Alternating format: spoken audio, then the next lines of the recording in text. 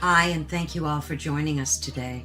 We are broadcasting live on the United Public Radio Network and the UFO Paranormal Radio Network, 105.3 on the Gulf Coast and 107.7 FM in New Orleans.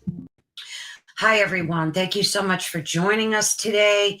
I'm very grateful and blessed that you do. Today, we're very excited because we have an awesome guest with us again, Clint Weldon, and we're going to be talking about ETs or angels, are UFOs and orbs modern day angelic encounters, or are they just ETs? And we're going to unpack a lot of information.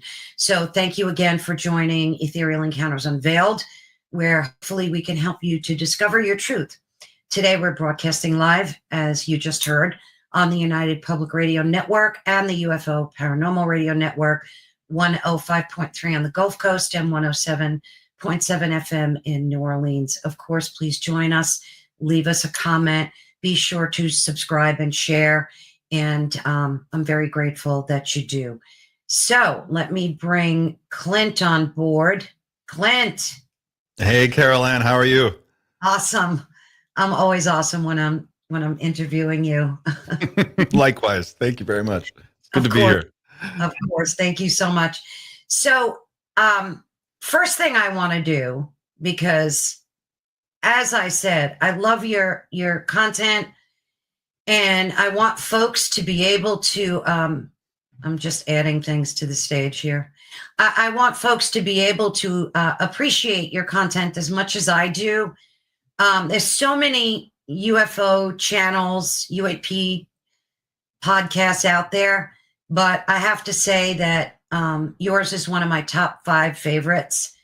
I appreciate so much your perception on things, your commentary on a diverse range of topics. Your guests are fantastic, and I just want folks to head on over to your YouTube channel. As you can see here, it's called Night Shift. I'm sure if folks just type in Night Shift on YouTube, they can find it, right, Clint? Should come right up, yeah. Yep. So be sure to subscribe.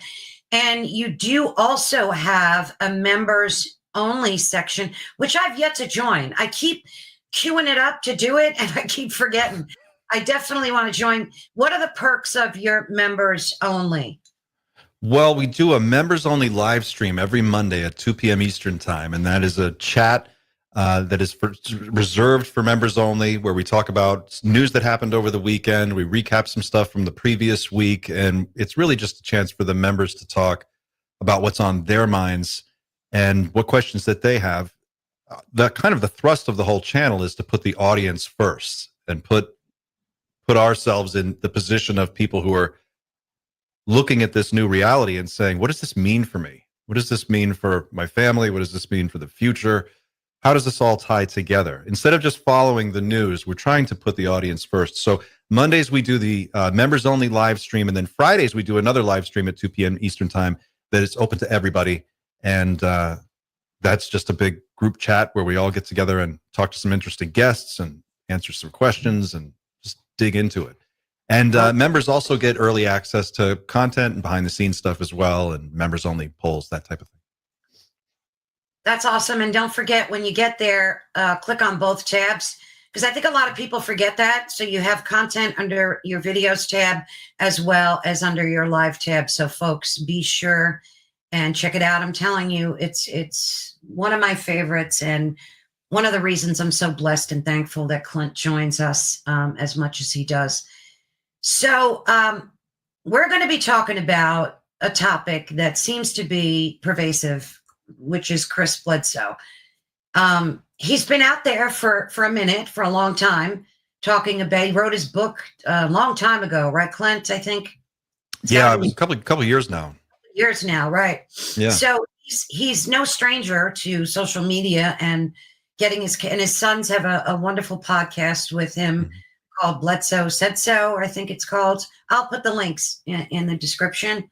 So for folks that don't know who Chris Bledsoe is, I'm going to let Clint talk about that and explain his perceptions. he's been viewing and experiencing these angelic orbs. And you can Google him as well and find out more details. But Clint, tell us who Chris Bledsoe is and why is it so important for us to be talking about this right now? Chris Bledsoe is a very unique case. Lately, the conversation in ufology has centered a lot on disclosure from the government, some official form of disclosure where somebody in a suit comes out and tells us what's going on. Chris Bledsoe's story kind of comes at this from a different angle. He is a gentleman who was a builder, a home builder, a carpenter. He's a pilot. He's from North Carolina. He had a really debilitating battle with Crohn's disease many years ago that caused him to be so sick that he couldn't work. His business dried up. He was in a really difficult period in his life. And I want to say it was in 2007. It might have been 2006, but I want to say 2007. He was on a fishing trip with a couple of guys who worked for him and his son. And at this time, he was really sick. He didn't feel like fishing, but the guys wanted to go, and he had the only four-wheel drive truck. So they are fishing at the Cape Fear River, and they were able to use his truck to kind of get down into this sort of muddy area where they wanted to fish. They build this big bonfire, and Chris is having kind of a rough night, so he decides to take a walk away from their campsite. It's dusk. He takes a walk to clear his head, and he is gone for what to him feels like 25, maybe 30 minutes. And while he's walking, he gets away from where the rest of the guys are. He kind of gets off on his own, and he sees these orange orbs, which he describes as balls of fire, almost like a miniature sun, 40 or 50 feet around. This is how he describes it. He sees one, and then he sees another one, and then he sees eventually three of these objects that appear to take notice of him and start to react to his presence. So he kind of nervously makes his way back to camp, finds out that the fire has burned all the way down. A period of hours has actually elapsed, and the people that he was with are in a panic. They thought he had disappeared. Something happened to him. They've gone off to look for him. His son's gone off to look for him. They've moved the truck. The fire's burned down.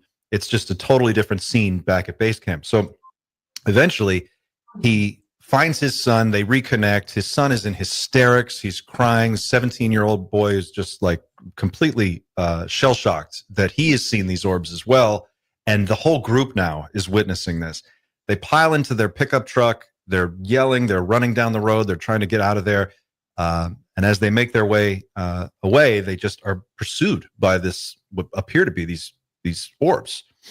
He has another encounter later on where he is shown a vision of what he describes as the lady, which is a glowing female apparition in a white flowing robe that is glowing and emitting light, and she's levitating off the ground.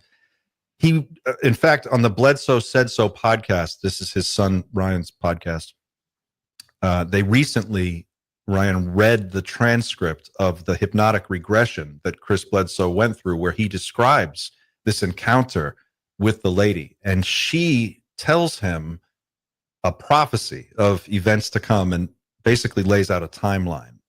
And what's interesting about Chris Bledsoe, and the reason he's been around so much lately, is because the date he was given is in 2026, and it's somewhere between, he says, Easter.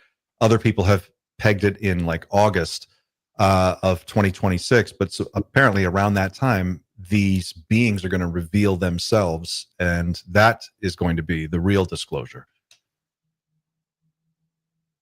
That's mind-blowing stuff. It's a wild story, and it would be hard to believe if he wasn't able to do this regularly. Like now he can summon these orbs. He can call to them and they appear at will. And if you look at his Instagram page, it's just video after video after video after video, dozens and dozens and dozens of videos of these orbs flying around following him. And his case is so unique that he's been studied by people from NASA, people from the intelligence community, military folks, including Jim Simivan, former CIA Jim Simivan, have all looked into his case. He's been studied at NASA for his ability to do this. It's just a really unique figure, and his predictions are right around the corner. So everyone's kind of waiting to see where this goes. Wasn't he invited to the Vatican as well? Yes, I believe he was, yeah.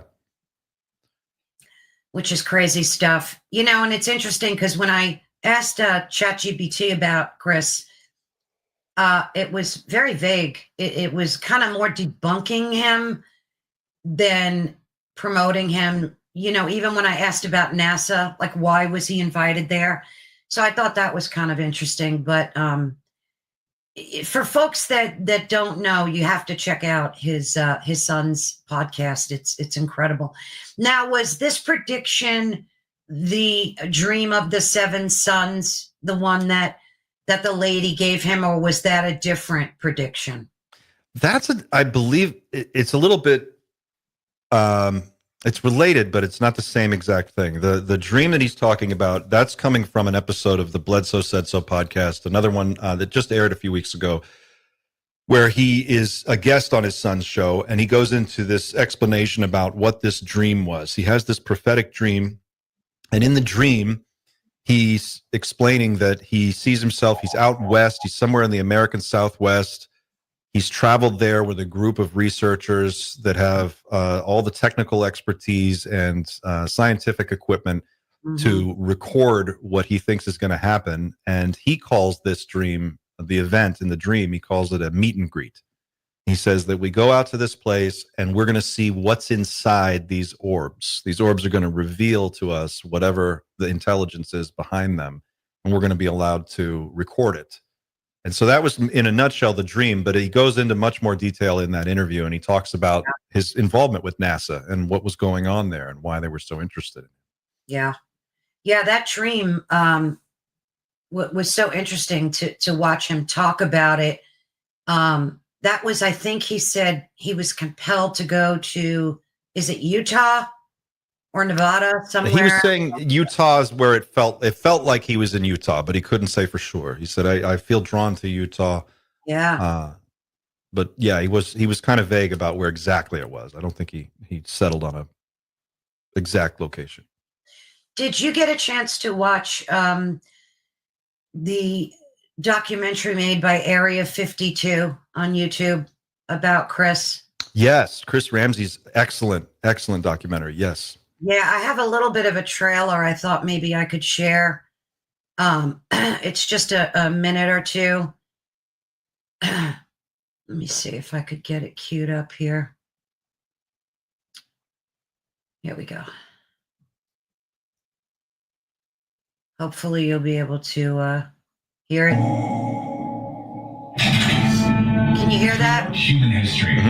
The appearance of luminous orbs in the sky has ignited wonder, fear, and speculation. These ethereal lights, hovering, darting, or pulsing with a strange intelligence, transcend folklore and defy easy categorization. They challenge our understanding of reality itself, stirring questions about consciousness, dimensions, and the unknown forces shaping our existence. What if these phenomena are not mere anomalies, but deliberate messages, encoded in light and mystery? Amid the myriad of accounts of contact and unexplained encounters, few are as polarizing or profound as the story of Chris Bledsoe. His journey took a dramatic turn in 2008 with an extraordinary event. An encounter not just with luminous orbs, but with its occupants. And what followed was a cascade of disbelief and ostracism, as his family became the target of ridicule, relegated to the fringes of their community. This eventually inspired Chris to write his best-selling book, UFO of God. In it, he recounts the events that upended his life. But more importantly, he unpacks the spiritual and existential questions those experiences forced him to confront. Bledsoe's story isn't just about UFOs or alien craft.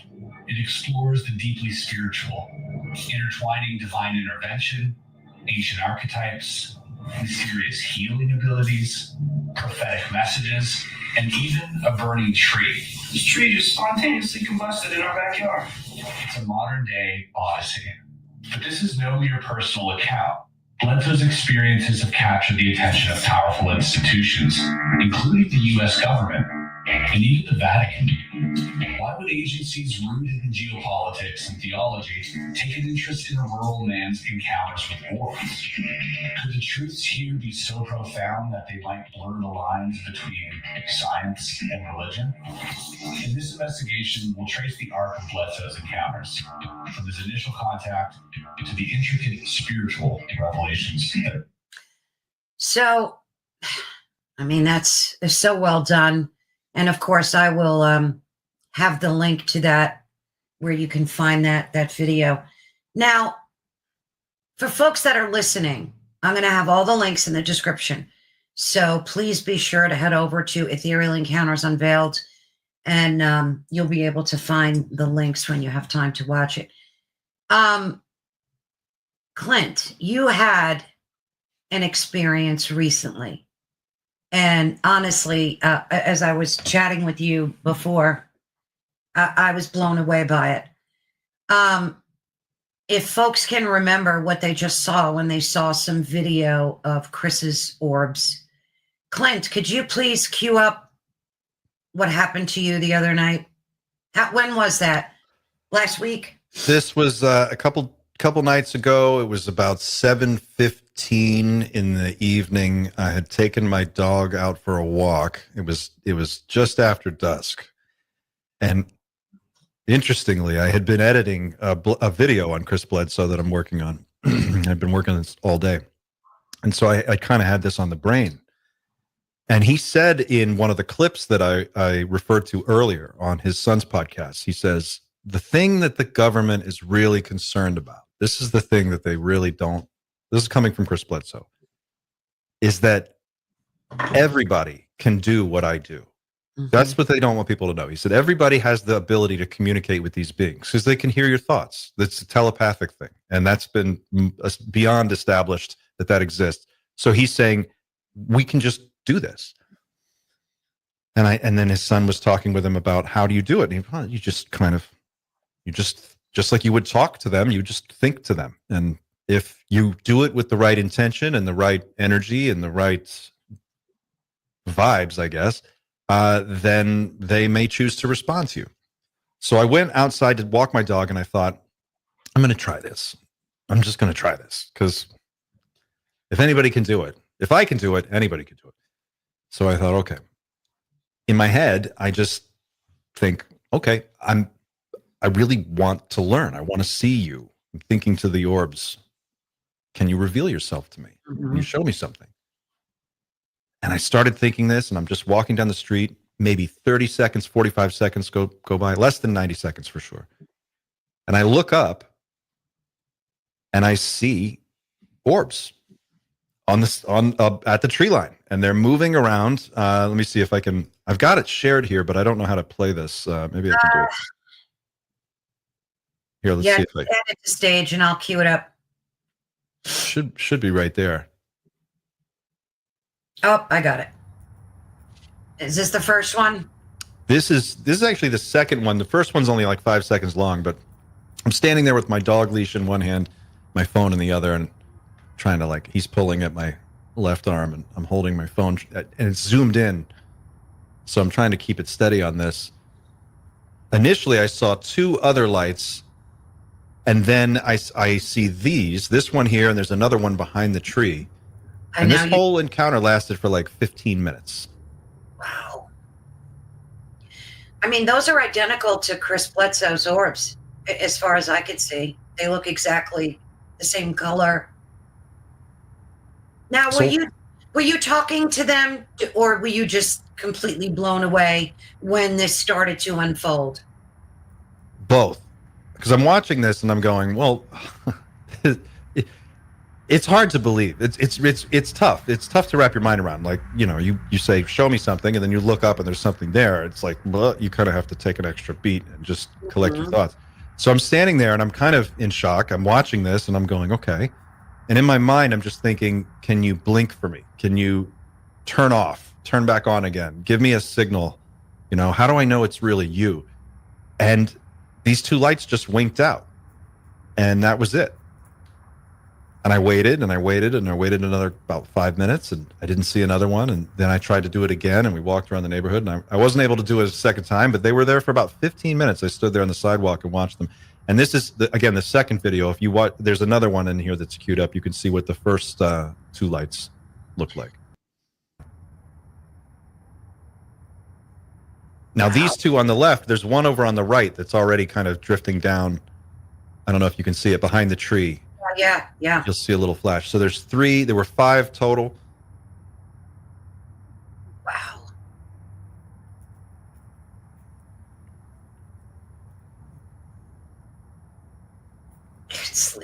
It was so weird. It was so strange. I mean, it's a beautiful sight to behold. Clearly, they're not drones. They don't look like any type of drone I've ever seen. I mean, they must be 1,200, 1,500 feet or less. I can't imagine they're much higher than that. It's tough to estimate how far away they are and what exactly the altitude is, but just as a guess from where I'm standing. Now, what was going through your? I mean, I know the shock hits at first, like you said. You're asking yourself, what is this that I'm? Wow, this is just. What when it all ended and you were walking your dog back home, what were your thoughts at that time? My thought was, and it still is this is what's so frustrating about the phenomenon, is that it seems like it's like trying to grab smoke. Like you can't hold it. You can see, you say, show me something, and then it'll wink at you, but never long enough for anybody else to see it, just long enough to get your attention. And then you go, oh, I just saw it, but now show me again. You can't. It's very difficult to get it to reveal itself in a way that you can definitively point to and say, oh my gosh, look at this. But if your definition of an orb is a mysterious glowing orange light that floats around in the sky and seemingly responds to your thoughts, then that's what this looks like to me. So I went home kind of just shocked and a little bit amazed and confused, and my goal is to try and do it again and see if I can do this more than once. Now, you shot that with your iPhone, right? Mm-hmm. This is an iPhone 16 Pro with the 5x optical zoom. It's zoomed all the way in, and it's I'm just holding it. My arm's falling asleep because I'm just trying to hold it so steady. And you had your dog in your arms too, you said. And he's having none of it. He's pulling me. He's just he wants to get on with the walk. He's like, my dad's nuts. I don't know what's going on. Look at that, and then it just fades off. I don't know.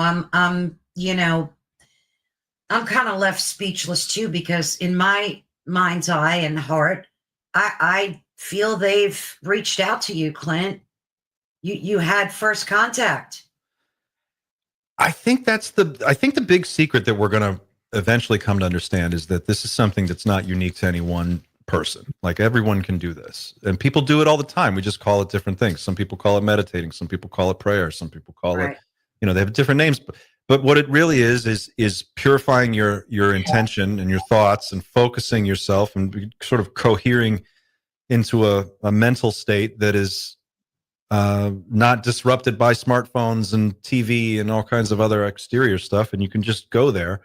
And if you can do that, then interesting things start to happen. And the more you do it, it's like a muscle. The more you do it, the more that stuff seems to take place in your life.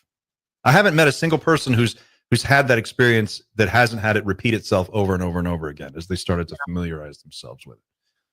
Well, speaking of, I want to play a short little clip from a YouTube channel, and this is called The Summoners, and they actually teach you how to do this. These are a group of men that do this on the daily, and most of the times they have excellent success. But let me just play this for folks in case they're wondering, okay, I want to do this. What should I do? What are the steps? I mean, you laid them out pretty clearly, but listen to what these guys have to say. Jim, walk us through it. How does it work? We want to go out and here in the desert somewhere and communicate. What do you do? What are the steps? Certainly, George. Well, I think it's helpful just to start the process by doing a simple meditation, just to clear your mind, clear your thoughts, try to get into a calm state.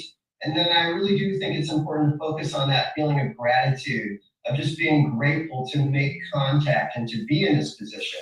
Now, the protocols themselves are very simple. I was taught to just simply go outside, focus on a point in the sky very intensely, and I'll concentrate my stare on that point for a good minute or two, just seeing as far as I can into space with my consciousness. And then I transmit the thought to please come, or to show me the truth, to make contact. And then I pull out, I let go, and I typically wait a few minutes, and then the phenomenon will usually manifest in the sky that we are interacting with each other. Mike, I imagine it gets frustrating if it doesn't work. You go out there, you spend some time, you feel kind of goofy, maybe in the beginning at least, and then nothing shows up. Do you blame yourself when that happens? Yes and no. Well, I would say two things. One is one of the wonderful benefits of the practice is even if you don't get anything in the sky, you've gone outside, you've expressed gratitude, and you've looked up at the sky, which is something that very few people kind of do if they're not bird watchers or otherwise engaged in it. So the practice itself, even if it doesn't yield immediate results, is exceedingly sort of calming and beneficial. But yeah, I mean, there are moments of frustration where you start to question yourself, where you start to wonder, am I not seeing anything because this is insane? Or am I not seeing anything because I am not being grateful enough? Or certainly the monkey mind starts to spin and you can start to wonder. But if you approach it as just like a practice of acknowledgement and gratitude and looking up in wonder, then even if you don't get anything, it usually produces a pretty beneficial effect on your day. And I really like that clip. It kind of reiterated what you said as well. I mean, that's pretty much what you did, right? More or less, yeah. I mean, I think that's the other thing that's a common misconception, is that this is much more difficult than it actually is. I mean, at the end of the day, a meditation practice is whatever works for you. It's got to be, the intention has to be pure, and you've got to really feel it. And I think that it's probably the hardest thing to do is to get away from distraction long enough to be able to do it successfully. There's a great clip of I don't know if I can share this, or maybe I can send you the link here in the chat. I'll just put it in the chat, and then maybe if you want to share it. This is from a demonstration of transcendental meditation where they have a young woman hooked up to a brain scan, and they're showing her brain waves while she's sitting on stage, and then they have her do the meditation. You can actually watch her brain waves level out, and her whole brain activity just changes when she does this. And in my own research, I've been reading a lot of material on telepathy research that was done at Stanford Research Institute in the late 70s and early to mid 1980s under Hal Puthoff, and Russell Targ and Ingo Swann helped develop a lot of these protocols, these early protocols. They proved that everyone more or less has some form of telepathy, that it's a real phenomenon and everyone can access it. And they would do this through thousands of experiments that they conducted, and all of this stuff is available now. It's been more or less declassified. But in my own research, what it seems to be the mental landscape, if you will, that telepathy acts almost like a radio signal. It's probably not the best description, but think of yourself as a musical instrument, and you're kind of out of tune most of the time. And if you could hear the telepathic internet that was going on all around you, just like Wi-Fi, it's going on all around us. If you could perceive that realm, it would sound like a bunch of people who are out of tune, playing out of tune. And when you meditate, you get your harmonics into tune, and you start to, it's almost like listening to an orchestra start to tune up before a show, and then they get into harmony with one another. My suspicion is that what these summoners are doing, and what everybody's doing more or less, is that you're getting your mental projections, your frequency into some sort of tune that is perceivable, and then you blink, like you almost light up like a light, and these Yeah. things can see that, and that's what they're reacting to. Well, everything is vibration, really. So, I mean, it makes a lot of sense. It's just so I look at what happened to you as magical in a way, and to so many others. And I mean, I've seen lights in the sky that move, not orbs like you experienced, but I try it almost every day when I mean, the winter's kind of rough because, you know, you walk your dog, you want to get in and Winter's rough. Sure. 3 below, you know, and the skies are gray and overcast, and it's kind of not the best, you know, environment to reach out in. But during the summer nights and spring, when it's nicer out, there are groups of people that do this with much success. They reach out. Now, as far as them being angelic, there's a lot of people in the community that have a hard time with that, because they say, well, then what are UAPs? Are they masking? Are these angelic beings masking? Are they demonic and the orbs angelic? What's your perception on this whole? Because all of a sudden, I see this pervasiveness of religion being pulled into the UAP community. It's getting much more spiritual from things that I've been seeing. And I think that's personally great. But people seem more open to it now. What's your perception on this whole orb, Chris, you know, saying that these beings are angelic?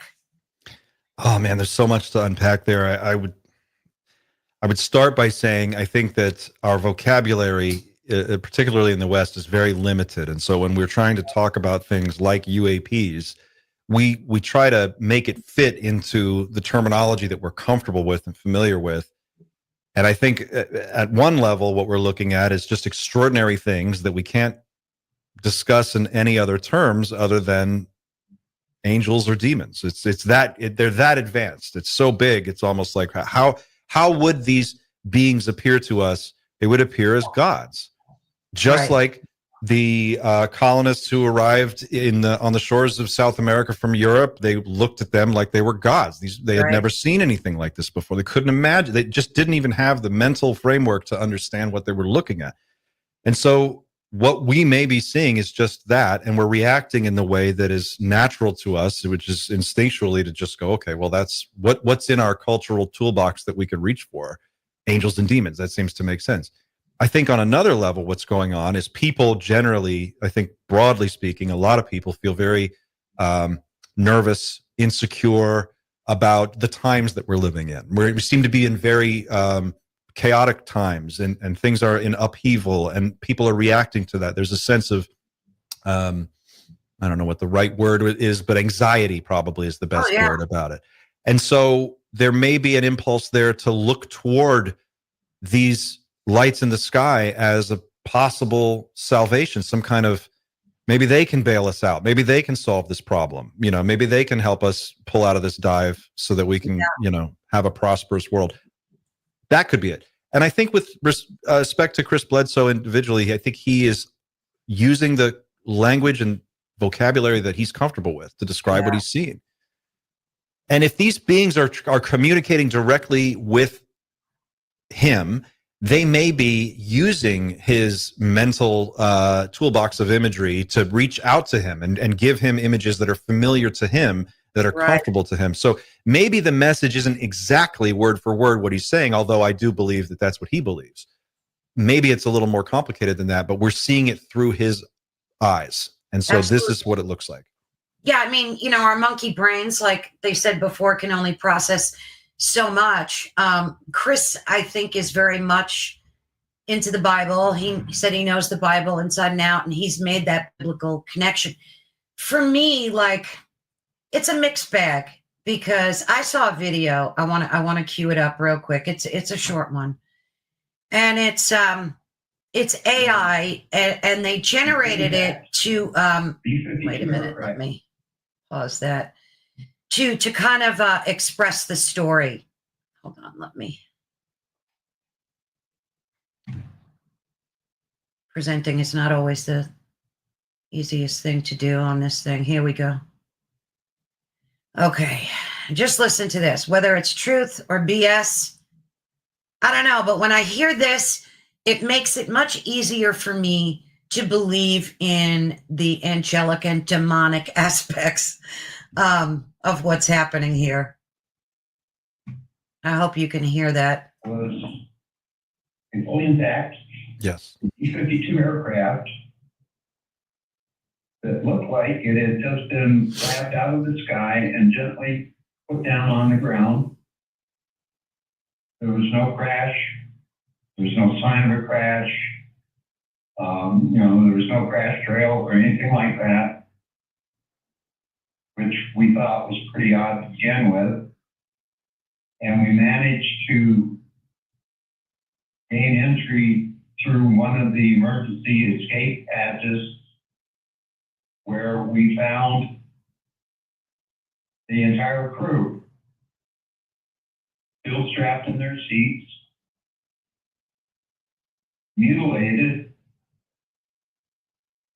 like cattle. Tongues were missing. Closer examination showed that jaws were scraped clean. One of my guys took one of the bodies out of the seat and discovered that his rectum and genitals had been literally cored out like a biscuit cutter had been used. In the process of all of this, we had taken photographs of everything we found, and we got the hell out of there. In Saigon, we turned over all of our films, all the documents, maps, and everything else that we had collected. We were basically told you will die if you disclose any of this information, so keep your traps shut. I mean, that's pretty, I should have had a trigger warning on there. It was kind of descriptive in a horrific way. And there's plenty of these types of stories out there. I'm sure you've heard them too, Clint. Sure. What's your take on the whole thing? Well, that was Reed Summers, who I've interviewed, and I really like Reed, and he and I also we talked at length about the potential threat from some of these advanced beings. I think it's safe to say that there's more than one variety of non-human intelligence visiting us. They probably don't all have the same motivations, and some of them are probably not interested in our well-being as much as we are. I think that's fair to say. There's probably good guys and bad guys.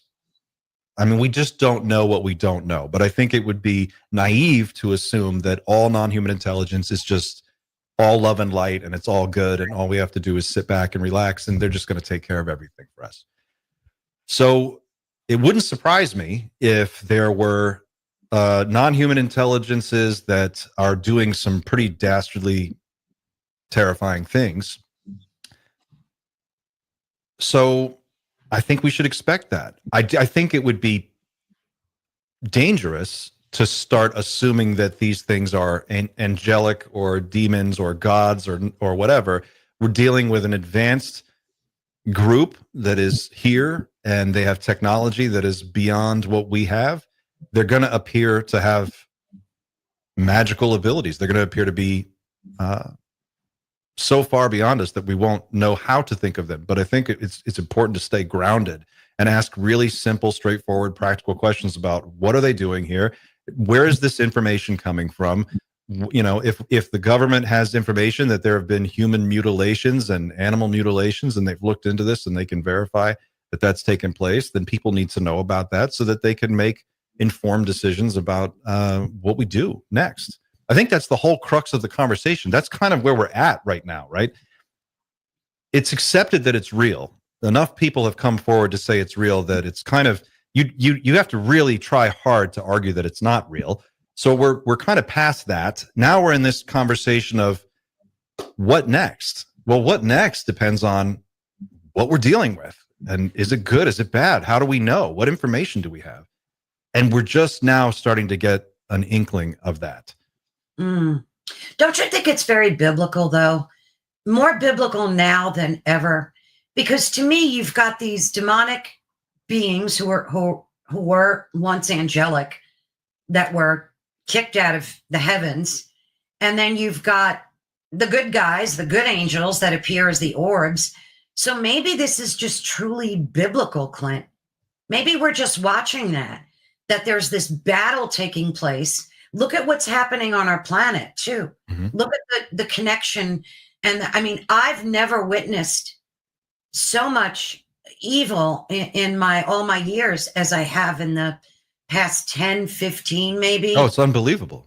It's I mean, not only environmentally what's happening, but just people. On a humanitarian level, mm-hmm. Crimes against humanity that I've never witnessed before never thought possible would happen. So maybe it's good to ponder. And I'm not saying, sound like a religious zealot, but maybe it's very biblical in nature, and people need to start thinking about that. Diana Pasulka recently did an interview on, I want to say it was Sean Ryan's podcast. She said that you saw this one? I did. And she said, she's like, the more people get into this, the more religious they tend to get, which she found very interesting. Right.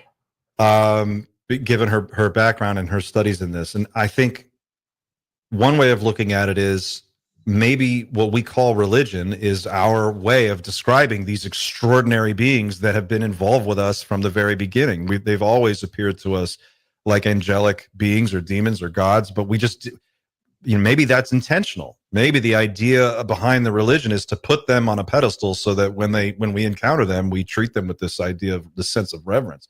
Yeah. I think we've got to be way more street smart about a lot of this stuff. I think we need to know who we're dealing with. I think we need to know practical answers to real questions. I think it's really easy. And I'm one who does find myself wrapped up in the woo quite a bit. But I think we need to have some real brass tacks conversations about what are we up against? What does it mean for us? How is this going to affect our day-to-day lives? And then we can start to look at what the other possibilities are.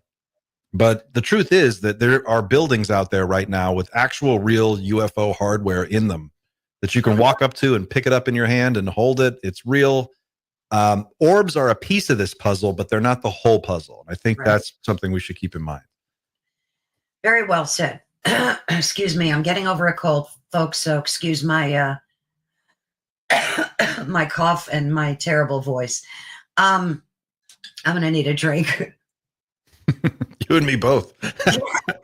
Too bad that's coffee, but it's okay. You're drinking coffee? No, I'm not. Yeah. I even when I'm sick, it's coffee for me.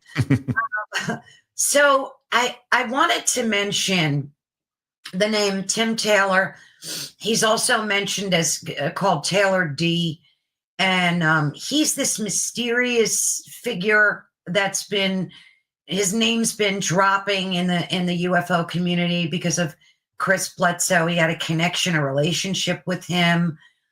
Supposedly that's soured now. Do you know anything about that? Can you enlighten us as to who this character is? And he's supposed to have like hundreds of medical patents and sneaks into NASA, and it's like a lot of crazy stuff.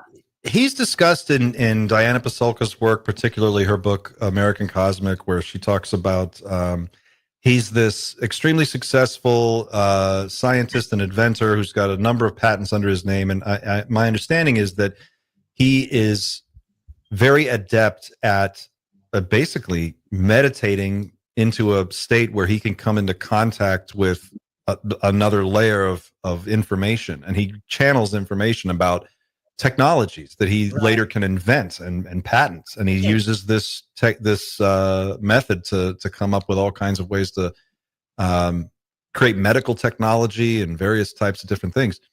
It's a very interesting story. I don't know. I've heard it described similarly by other people who have done it. I know that there are a number of aerospace engineers in the 1940s and 50s that believed they could get information through channeling and seances and that type of thing. So there's... Is that where med beds came from, supposedly? That whole med bed craze that's going on right now? Oh, I don't know. I don't know about that. Yeah, they came up with this technology called med beds, and now they're actually opening up centers globally where you can lay in these beds and they have healing properties. It's definitely interesting and worth. I know someone I interviewed actually owns a med bed center, and I've heard that a lot of the technology was based on alien retrieval technology. So who knows? I don't know. Now, was he the one, this Taylor guy, who provided Chris with the video of a UAP shooting down a nuke? Oh, I don't know. I wouldn't know. Maybe. Yeah, he because Chris in an interview, I wonder if I have a clip on that. Well, if I find it, there's so many characters and so many side stories to follow in all of this. It's almost impossible to keep it all straight.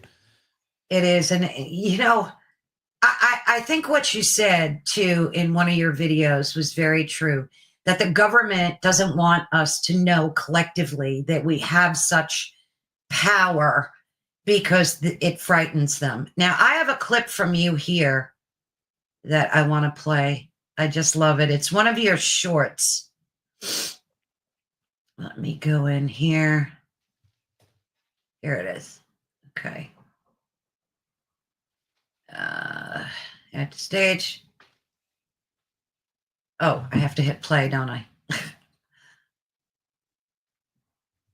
I think it was invited to land by the psionics team. If this becomes a thing, if this gets to the point where everybody really starts to dig into this, we could be looking at an entirely new era in our civilization. If all information is available to everybody all the time, and it's just really a matter of figuring out how to tap that, then what does that really mean? I don't even think we can begin to imagine it right now because it's so far outside of most people's comfort zone. It's almost like telepathy is a bridge too far. They can buy UFOs, they can buy aliens, they can buy non-human intelligence. All of this stuff makes sense to this group of people. But when you say telepathy, they just are like, no, I can't go there. That's too weird for me. And I'm inclined to kind of agree with Jake Barber that it's sort of like an ontological relief. If you just entertain it for a second, you say, well, what if this is really what's going on here? And it's just a matter of drilling down on this and working with it before we really get a handle on what's happening. But more or less, this is an ability that everyone has. Gosh, it's playing on repeat. That was so brilliantly said, Clint. Well, I think there's a case to be made that with the right understanding of what we're dealing with, why couldn't you have a system to teach everybody how to do this? And maybe at bottom, that's really what we're all doing, right? We're communicating with this next level intelligence that's omnipresent and everywhere. And every religion has their own way of going about it, and there's different techniques, but maybe it's just a really simple standardized system that doesn't require a middleman. And we can all do it. And what happens if 100,000 people do it at the same time, or 100 million people do it at the same time, or 1 billion people do it at the same time? I think that's what Chris Bledsoe was driving at. He's like, the government doesn't want everyone realizing, because what if we all start calling to these things all the time, and then they just start showing up? What does that mean? How does the government try and control that situation? How could they? How would it affect our regular everyday lives? It would certainly disrupt things. But even if that weren't the case, if you could teach people how to use their telepathic abilities, and people were in a position where they could access information that way, crazy, it would really change things. I mean, it would absolutely affect our culture. Chris said something very interesting. He said that he noticed a pattern in folks that, and of course it's not 100% consistent, but he did mention it. Like, I guess it's a common denominator in folks that can call upon these orbs. And one of them is elderly women. And they had all experienced the death of a loved one or some traumatic event in their lives. I find that to be fascinating. It seems like there's a connection between trauma, near-death experiences, psychedelic use and this ability. Either somehow or another, trauma seems to activate it in certain people. For other people, it gets activated if they have a near-death experience, and for other people, it has something to do with psychedelics. There's something in there flips a switch, and people can just start to use this ability. And it's been described like that to me, and I've heard other people say that once someone connects to them, it's almost like flipping a switch. If two people are able to make that connection, I think everyone can do this. I think you can do it with your kids. If you're really close with your children, you can sort of pick up on each other's thoughts. With a spouse or a partner, everyone does this. Oh, we all do it. We all do it. Preston Dennett also, in the decades of research, made it very clear in one of his books that I read, where there's a common denominator as well, and he's investigated thousands of UFOs. Oh yeah, he's phenomenal. He brings so much clarity to all this confusion too, which is terrific. He also wrote a book about the healing encounters, and Chris Bledsoe mentioned it as well, that these UAPs, orbs, are healing people. And it's truly a very spiritual experience. And Chris also said that these orbs mimic everything, including drones and ETs. See, that confuses me. Maybe you can. So are they, like, why would they mimic? I don't know. There's so much confusion in that. I've heard him say that. I'm not entirely sure what if he's saying that they can if they try to impersonate or appear as a regular drone so that they don't draw so much attention. I've heard him also say that, almost like a camouflage. I've heard him also say that that the orbs are when you see those big drones flying around like in New Jersey, those are actual drones, but they're there to monitor the orbs. I don't know. What I do think is interesting is that throughout the history of ufology, one thing comes up again and again. It's that multiple people can see the same thing, but they're not seeing the same thing the same way. Right. So like three people can have a sighting of a craft, but to one person it looks like an orb, to another person it looks like a disc, and to another person it looks like a blur. Right. That happens. And that's really strange. It does seem that they have some ability to affect the way we perceive them, whether that's in projecting an image into our head that we look out and we see that image, or if they're camouflaging themselves to look like something else. I'm not entirely sure. Yeah. I always think of like the quantum entanglement theory, where once something is observed, it's changed. So, like we're observing things, and you kind of talked about that before, in this dimension, but there's so much outside of the dimension that we could see. So maybe we're interpreting these orbs that way because that's all that our, brains are able to perceive. Maybe they look very different than the way we're choosing to see them. I mean, I have a suspicion that if you, for people who remote view, like remote viewers, when they project their consciousness, or people who travel out of body, they'll do an out of body astral projection, that when they are out of body, my suspicion is they appear to others as an orb. That's what people see.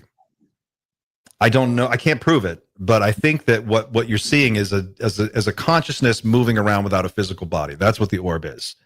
And it's almost like a little drone. It's like being able to send your mind out in a little cloud, and it's floating around and it's watching things and it can see things. And it can interact a little bit, but it can't. It doesn't have that physical body. So maybe that's what's going on, and maybe that's why they're reacting to people who meditate, to people who communicate with them mentally. Maybe that's the playing field that they're on.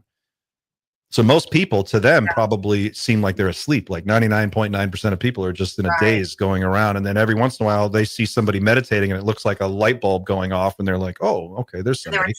Let's try to talk to that person. Right. Yeah. I mean, we all emanate aura color and auras. So, some of us are brighter than others. And you're right. Maybe they are. I mean, I think you fall into that third category of what we were talking about before, having experienced ayahuasca, right? You said that completely. We talked about that in our last conversation. Do you think that allowed you to open up your mind more to this? I mean, because what happened to you is, to me, mind-blowing, that you were able to see these, call upon these orbs.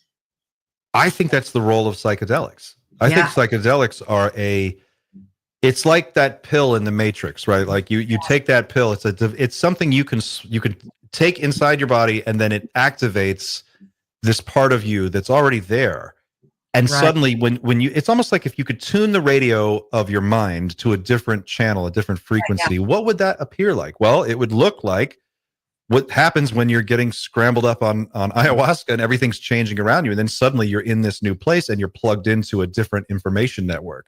But when you come back, if you pay attention and you're very sensitive to that kind of thing, you can start to learn, and I've been working on this myself, how to listen to your own intuition. Telepathy, my sense is that telepathy operates just below the level of intuition. It's the next layer down from that. It's really raw. The second you start to think about it, you lose it. You have to. You can only feel it, and you have it comes off almost like an intuition before the actual intuition thought happens. Like, oh, I shouldn't do that. You get a weird feeling. That feeling is probably telepathy. That's my guess. I'm reading a book right now that's awesome. It's Ingo Swann's Everybody's Guide to Natural ESP. And it's all of the stuff that he and Hal Puthoff and Russell Targ worked out at Stanford Research Institute in the 70s and 80s about how this works. And he basically diagrams all this out. And he's like, look, this is what we figured out through thousands of experiments. We learned this is what works. It's why remote viewers draw instead of write down or say out loud what they're seeing. Because when you have to verbalize it, you have to take something that is nonverbal, this information that's subverbal, and you're trying to put it into words. You're forcing a square peg into a round hole. So what they do instead, they develop this technique for just drawing what you feel, like just draw the sketch of whatever comes into your senses, and that skips over that step, and you get this pure, coherent transfer of information. And when they did that, they found that people were really, really good, and they were able to show anybody can do this. It didn't even matter who. They would have, he talks about in the book, he said, we would have people come in that were like generals and brass from the Pentagon. They'd say, show us what you're working on. Let's see what this can do. Show us that it works. And they would have them do the experiments. They wouldn't even demonstrate it. They'd say, well, no, you sit down. We're going to have you do it. Because they were so confident that everyone could do this. So I've been reading this book, and it's got a great layout for people to understand. It's called Everybody's Guide to Natural ESP by Ingo Swann. And he describes it in very easy to digest terms that I think most people would find very accessible. Just jotting that down. I have to read that. Well, think about it. How many times did you walk into, like, I don't know, a lottery store, and you just saw a ticket and said, I've had that happen to me numerous times, more times than I would say is just coincidence. I don't believe in coincidence anyway. But how about when you're upset and you're pissed off and you're just having a horrible day, and you go to like the ATM and it doesn't work, and then you go to unlock your car and the thing doesn't work. You go to turn on your radio and it doesn't work. Electronics stop working around you. Things start to act weird. That, to me, is almost the same thing. It's this electrical field that's being put out by your body. Yes, absolutely. And if you stay in that mindset and that frame, your whole day just goes that way. You could go to the grocery store and there's some grumpy person in front of you, and you just attract all of this negativity. But on the flip side of it, I mean, I think people try to force it. And like you said, you can't force it. You can't walk into a lottery store and force this feeling of like, what's the winning ticket? Like, I'll just walk in and look at a ticket and get this feeling. And it's not like I'm thinking about it beforehand. It just happens. Mm-hmm. And then 9 out of 10 times I'm right. And I've had some freaky stuff happen while I was sleeping too. Like probably my most memorable one that still blows my mind till today is I was in a dead sleep, and I jumped up out of my sleep, and I just knew 110% that my daughter got in a car accident. She was out traveling. She was in the South. And my husband was at a poker game at the time. I called him up, panicked. He's like, oh, it's just a bad dream. So I couldn't get her because cell phones back then weren't as good as they are today. So I had a lot of trouble reaching her. But long story short, she had an accident at that exact moment that I jumped up out of my sleep. So there is, especially with your children, your family, your loved ones, there is this psionics, telepathic connection. People know they have this ability. And a lot of people are afraid of it and they suppress it. And once you do that, they don't, or they just, they stay in a place of disbelief where they go, it can't be real, so it's not real. They don't trust it. And exactly. I think for me, what ayahuasca did, my experience caused me to have I had an experience that was so powerful that it shook me to a point that I couldn't ignore it. I had to pay attention to it. I saw something that happened later. I watched it happen. I lived it. I said, I've seen this event happen in my future, and then it happened. So I can't say it's not real. It is real. At least it's real for me. And as soon as you come from a position of belief, it seems to activate a lot of this stuff. It unlocks it, and it takes the form of all kinds of different things.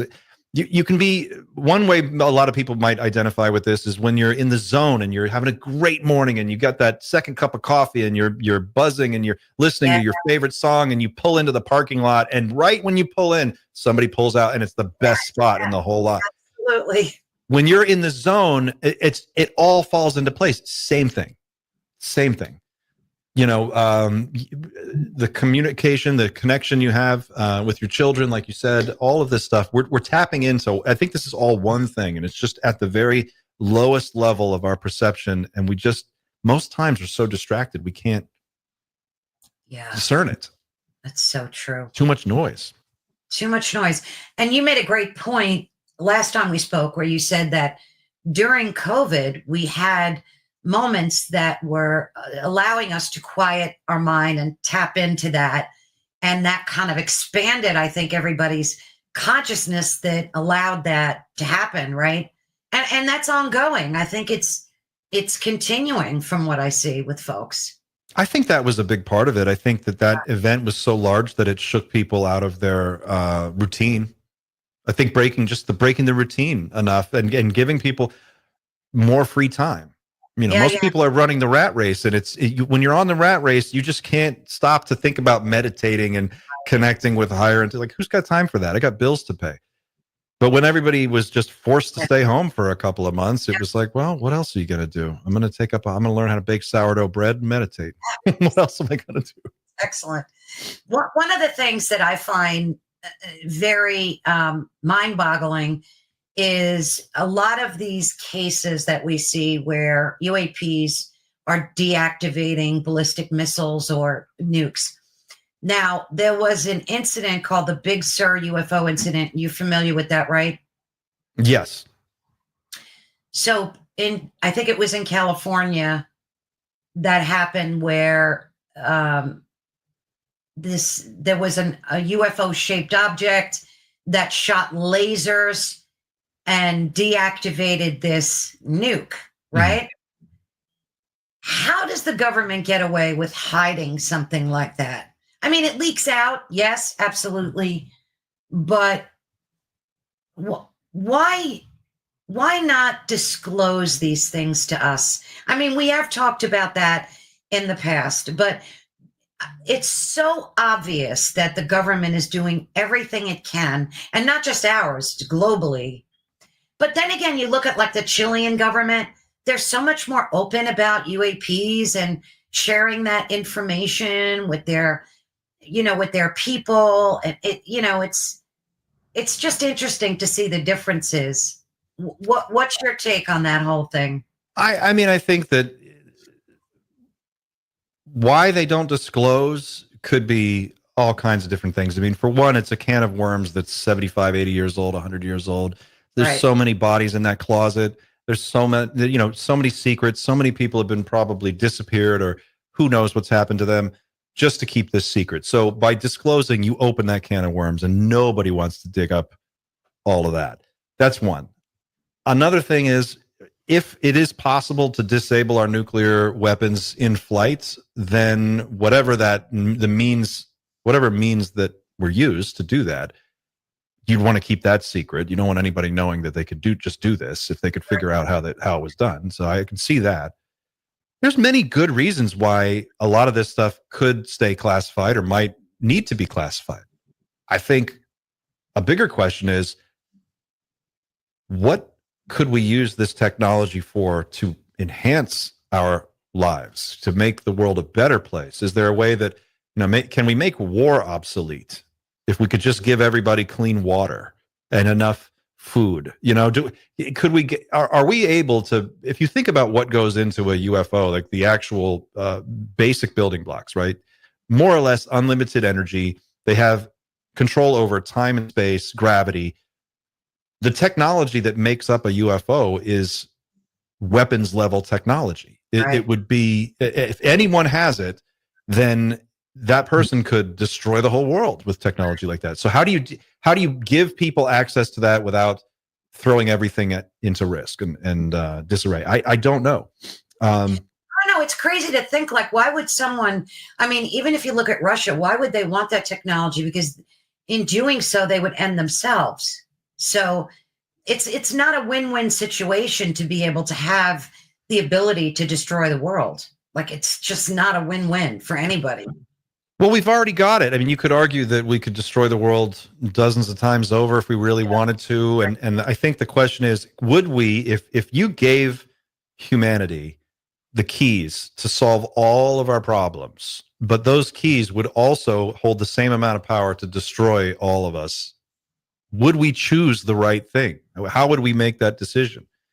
How would we arrive at a solution that helps everyone if it meant, and would we even want that solution? What if it meant that we could solve hunger, we could solve homelessness, we could solve suffering, we could solve all these things, but the price we have to pay is no capitalism.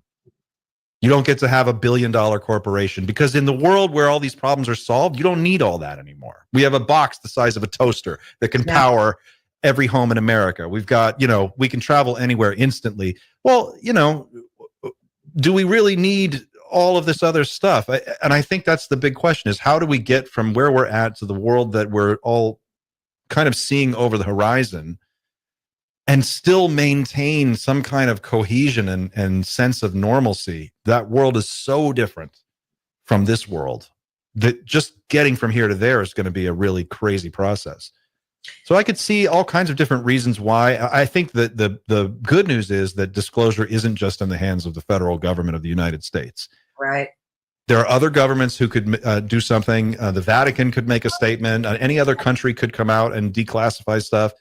China could come out and say, we've cracked gravity. We have anti-gravity craft. They could do that. And how would we react? It's it remains to be seen, but it's an interesting question. Yeah, it really is, especially when you see a lot of the corruption that's taking place in our country right now with, I don't know quite yet what to think of all of the money that's being wasted, stolen from taxpayers. Like, I'm kind of sitting back and just watching this whole thing unfold. But if that's true, Clint, all of that money could be used to house the homeless, to feed starving people in our own country, to help the veterans instead of seeing them on the street. So I'm kind of just sitting back watching this whole thing unfold. But I think, to answer your question, if we had to give up capitalism to solve these problems, I think many people would say, sure.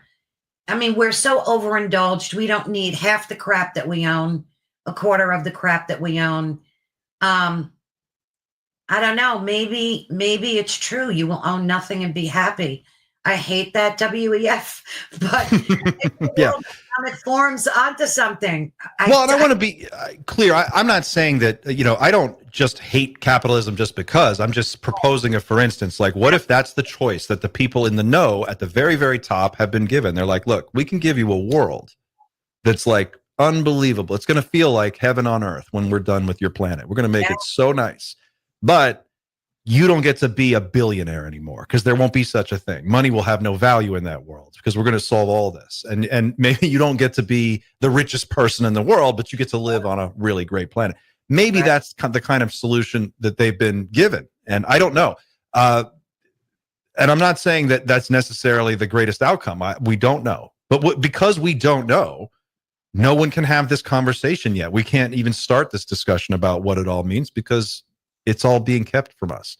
What we have instead is a situation where you've got the American taxpayer is funding crash retrievals. Non-human intelligence craft are being brought down, recovered with American taxpayer dollars. Those those materials are being taken.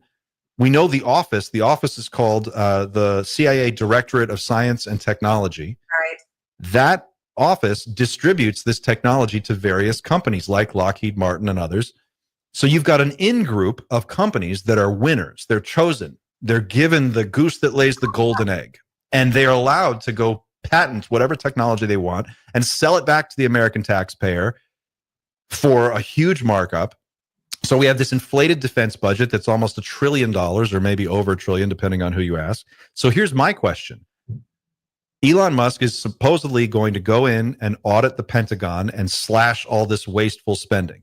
Yeah. Well, for one, I want to see if that actually I'll believe that when I see it, but I hope that he does. If he does, though, this is a man who owns a space company. He owns SpaceX. He owns a satellite network. He owns spaceships. He owns an entire platform for getting things to and from space. He now is going to have access to all of his competitors' information about what budgets they have, what technology they've got access to. Do you think that the good people at Lockheed Martin are going to stand by while Elon Musk gets the keys to go into the Pentagon and look at everything? I doubt it. Yeah. I doubt it. Look at everything, or is it just, the budgetary information? Like we don't know.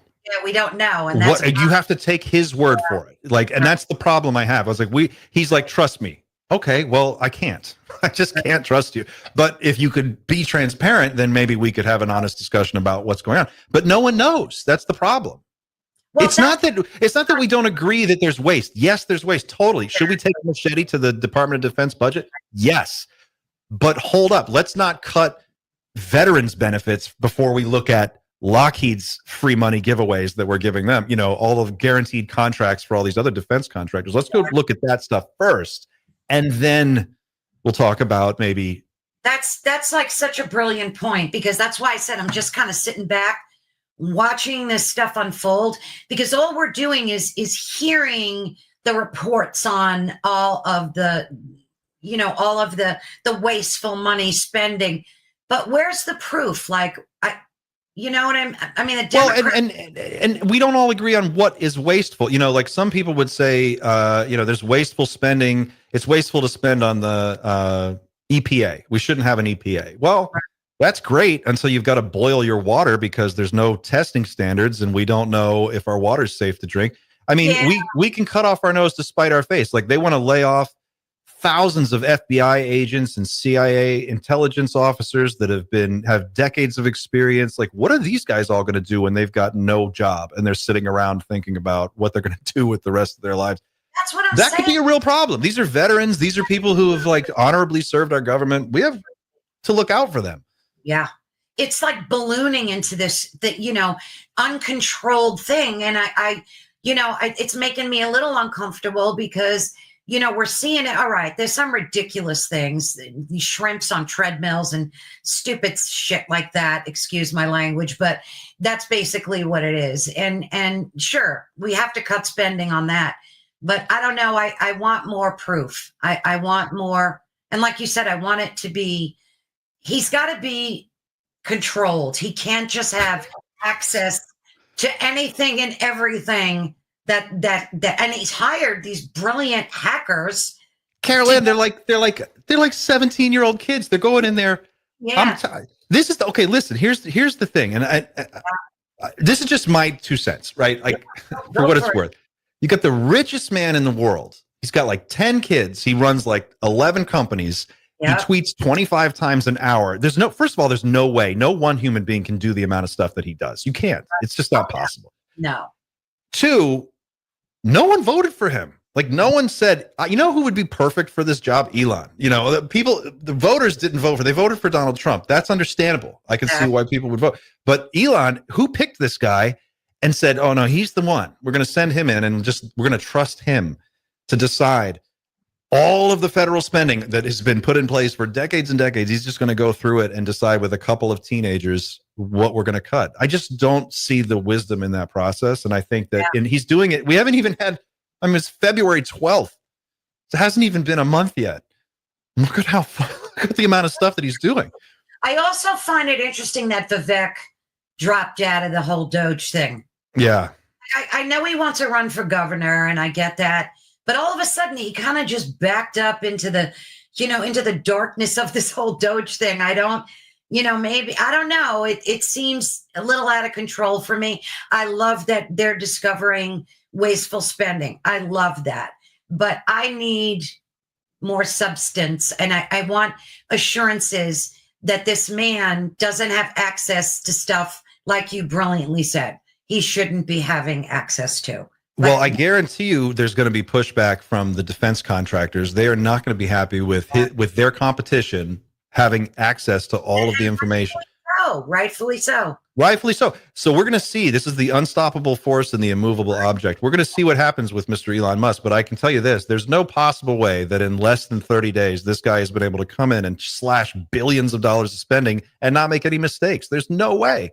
With no training in this, no understanding of what he's looking at, he just rolled in there one day. What I see instead is a guy who is out of control. He's drunk on power, and he sees an opportunity to kick his competition while he's got the opportunity. And so he's he's not only going to kick him, he's going to beat him into the ground as much as he can, so that when this opportunity isn't there anymore, he is in a good position. And I think that's what you're looking at.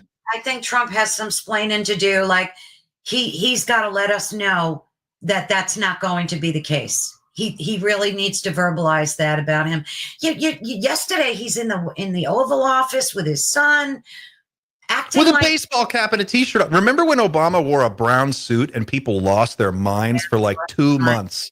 They're like, he's in a tan suit. Elon is in there with a baseball cap and a coat on, and he's kind of bouncing around the office, and he's like, well, you just trust me. I published everything on X. You can look there and you can see all the information about what we're doing. I'm the most transparent guy ever. Yeah, like he was co-president. And I'm watching this video and I'm like, this can't be real. It's just too weird to be real. Too weird. It's too weird. It really is. Well, I know you have to blow out of here. You have a hard stop. I do.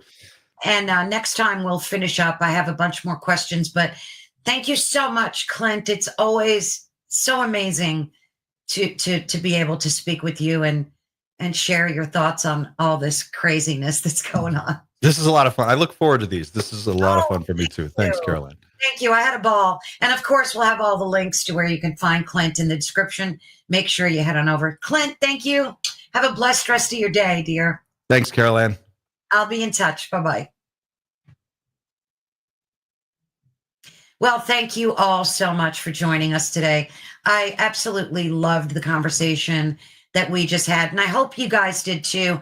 I hope it brought some clarity to you as to who Chris Bledsoe is. And of course, I'll say it again, I'll have all the links in the description so you can check out all of the different topics that we talked about today. And again, you were listening to us at Ethereal Encounters Unveiled, and we were live. Today we weren't live broadcasting. Sometimes we do pre-recordings. This was one of them. And just to reiterate, we go live on Thursdays between 5 and 7 p.m. EST. And then Fridays between 3 to 5 p.m. EST, we air our recorded interviews. And that's mainly for folks that can't make the lives. And of course, I want to be able to speak with these people, and we can make a much easier transition for them to be able to record when it meets their calendar requirements. So thank you so much again. You are listening to us on the United Public Radio Network and the UFO Paranormal Radio Network, which is 105.3 on the Gulf Coast and 107.7 FM in New Orleans. Thank you so much for listening to me with my cough and cold. Again, thank you so much and have a great and blessed rest of your day.